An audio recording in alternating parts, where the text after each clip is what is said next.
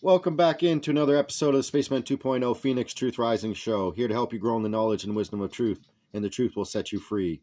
With the best history, lesson, and spiritual insights on the planet, exposure of the Illuminati's plan of world conquest is the death knell to the New World Order. With the Phoenix Journals, you're going to get a history lesson of, in the recent past and in the ancient past, secrets of spiritual truths, and what's really gone on in the governments and in the elite circles of what they're trying to do to us. So if you remember, we're going to start off with what are troops doing, foreign troops doing in the United States, really this is talking about, but that happened even here in Canada when we went through the Canadian trucker convoy that we had for when we were locked down, and in Ottawa we had our dispute there, and everyone was standing up and standing for truth. And who did they have in there? Guys in big suits that were those suits that dogs can bite on and can't get through when you train a dog. And these guys never had any emblems, no signature of who they were. And if anything, they seemed like they were foreign troops. Not to say anything, but I don't think they spoke a word of English. When people looked in their eyes, they were able to see that there was just soulless beings basically looking back. Someone who was foreign troops don't have any connection to the people of the country they're in. So they had to call in foreign troops. Why? Because they're showing not only the United Nations is taking over, but they're showing that, they're saying it's because local troops never wanted to do this to their own. So that's why you had even a horse stomp on someone, and it was just terrible. And what they did in 2010 here with the G20 meeting, and if you were walking your dog in the wrong area downtown Toronto, the police there rounded people up and got them even in shackles. Basically, they had them in zip ties and penned up in little fences, and they got them to actually walk to an area near Spadina and Bloor, I believe, and got everyone enclosed there. And even whether you're with it or not with protesting, and it was calm and peaceful, you were actually forced to go with this big crowd into this pen of makeshift, and the police treated people like garbage. What were they showing there with the G20? That these super elites are way more important than the local people. So with that being said, let's get back on into God 2 Has a Plan 2000, Divine Plan, Volume 2. What are those troops for? Those bits of military equipment and placement of troops all over the place, especially foreign ones, for exercises, are for the purpose of maintaining order at all costs, with shoot-to-kill orders. No matter what takes place, for much will be taking place, be it military, political, or pronounced natural. No, none of it has to be, even in the natural order, for the natural order would not happen as it is unfolding, and you take so much time on the little tree that you give us no time to point out the trees in the forest. Hurt feelings? I cannot deal with your hurt feelings, which are nothing but ego manifestations. If you are offended by my writings, then you are not mature in your judgments. The remainder of the population and species will not be pleased to await while you make up your individual vacation and holiday plans. Shocking stuff from 1980. Dharma Herein is a good place to republish a writing by Dr. Peter David Beater on November 30, 1980. It is picked at random and not nearly the better of the choices available, simply the one handy at the moment of this presentation. The stealth submarines, with missile launchers and placement of missiles, is interesting, but we will look at what was then labeled as the new age of warfare by stealth. Dharma, this is not going to be on any of the subjects given prior to now, so to the editors, please just publish it as is in the Liberator and the Tangled Web series, and let it go out of placement by index. We are writing ongoing journals, which means regular entries of information and or data, and I choose the subjects according to need and not according to your computer indexes. Mine is not to cause you convenience. It is to get you information in the best and fastest way possible, with that which we have with which to work and make presentation. Our people are totally overworked and wary of complaints from readers who object to the way we structure literature. Forget literature and think. Save your assets. The following is from the Dr. Peter David Beater presentation, number 60, recorded November 30th, 1980. It is an interruption of sequence taken completely out of sequence of presentation. But you ones must understand that information has been available to you in hard copy regarding the subject about which we write for decades. This information in point was made public to all who would hear on November 30th, 1980, and wasn't new information to that date. This is for example, and I hope to shake you up a bit. In dealing with the term stealth, let us utilize it as a good word to apply to the century of planning for a one-world federation and a one-world church as presented in definition at the Columbian Expo, 1893. Quote, topic number 3. Several months ago, there was a big headlines about a supposed new American secret weapon. It's called the stealth plane. The weapon which is actually involved is a specialized hybrid machine called a subcraft. It is the same weapon that, remember, Beater, not HATONN, described 2 years earlier in audio letter number 37. And earlier this year, January 1980, the Bolsheviks here tried to use it against Russia. Remember the Bolshevik Revolution? 1917, they killed 60 million Christians, blood running in the streets up to your knees, especially in Kiev. Check it out. And earlier this year, January 1980, the Bolsheviks had tried to use it against Russia. The result was a disaster, and I reported in audio letters number 53 and 54. So now the spectacular sounding stealth plane has become just a publicity tool to make nuclear war sound less suicidal.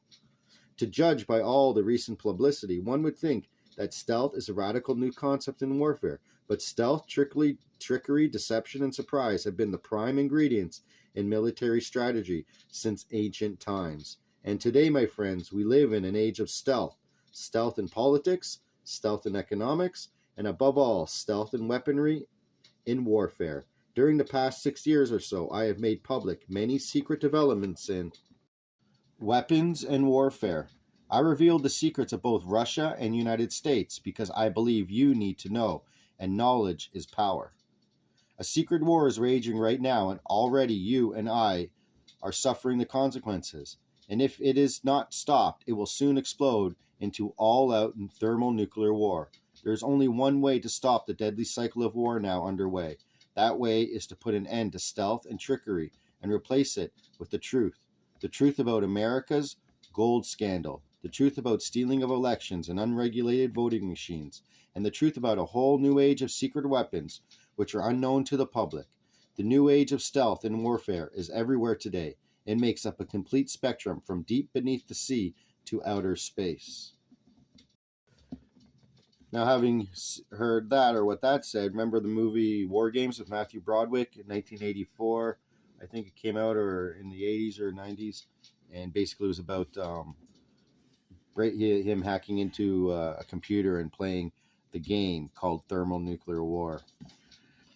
So to begin with, consider submarines. From the very beginning, submarines have always been weapons of stealth. Their outstanding advantage has always been their ability to escape detection. The modern age of nuclear submarines was inaugurated by the United States in 1954, and it was America that conceived a ballistic missile submarine, first launched in 1959. To today, our leaders still reassure us that American submarines remain second to none.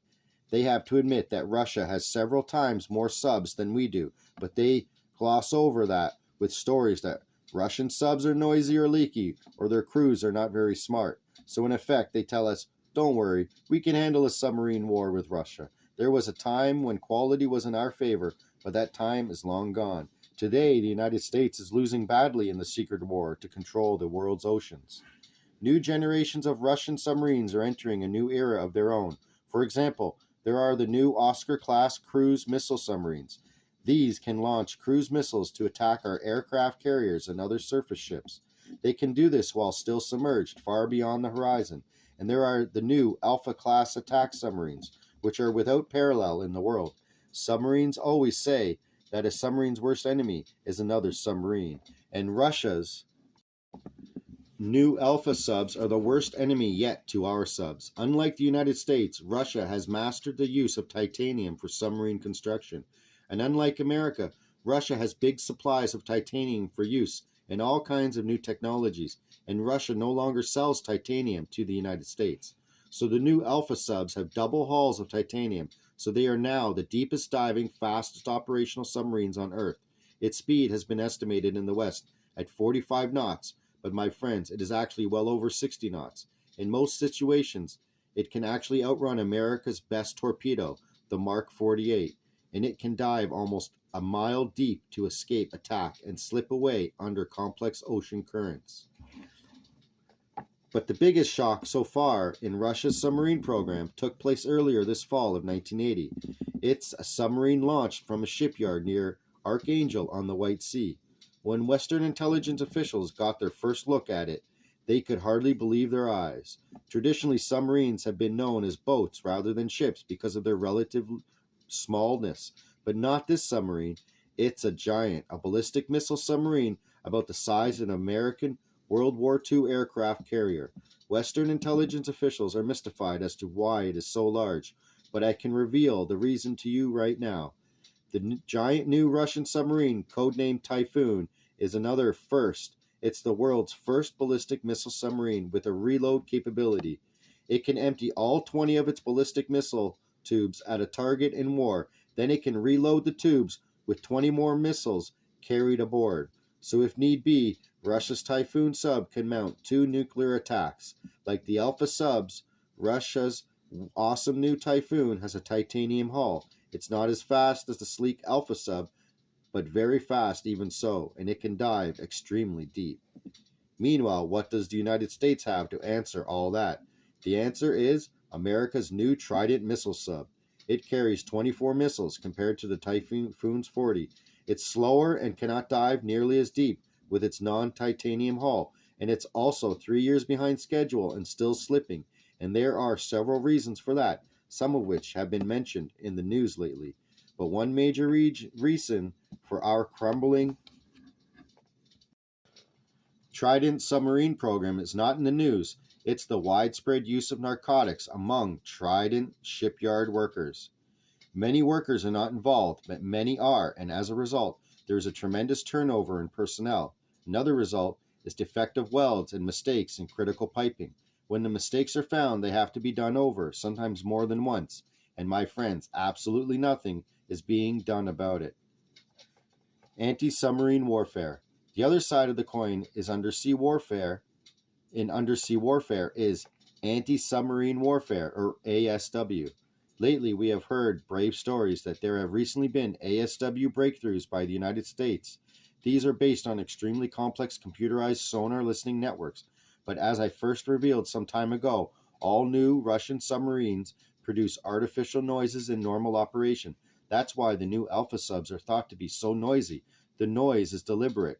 When war comes, the noise makers, called cavitators, will be retracted. The American sonar nets will listen in vain for the familiar noises. Instead, Alpha subs and others will swim at high speeds toward American whisper quiet, and as they do so, the Russian subs will strike as submarines always strike, by stealth. HATONN. Something not mentioned herein are the devices which are attached to the subs, which can be released and computerized to give off the same signals and totally mislead trackers indefinitely. The true condition of America's anti-submarine warfare was summed up in the New York Times last month on October 5th. A senior American naval officer was quoted as saying, "To find a submarine, you need to know where to look. Otherwise, you'll have to use a large share of your submarine anti-submarine resources just to find and kill one submarine, and in wartime, that is not practical. You're better off waiting for him to attack." He explained that then we could more easily detect the sub, but he added that a ballistic missile sub could fire its missiles before being caught. Quote, "So it probably doesn't matter." My friends, it would still be a standoff in submarines if Russia had the same problem we do in finding subs, but they don't. 5 years ago, in 1975, the head of the Russian Navy announced a breakthrough in anti-submarine warfare, and it was not a bluff. He was talking about psychoenergetic range finding, or PRF. I first reported on Russia's PRF in audio letter number 42. It was the key to Russia's destruction of American subcraft early this year, and Russian manned space satellites used PRF to keep track continuously on all United States submarines. When war comes, the positions of our submarines will be relayed to Russian attack submarines. This will be done by means of the worldwide submarine communication system, which I revealed in audio letter number 16.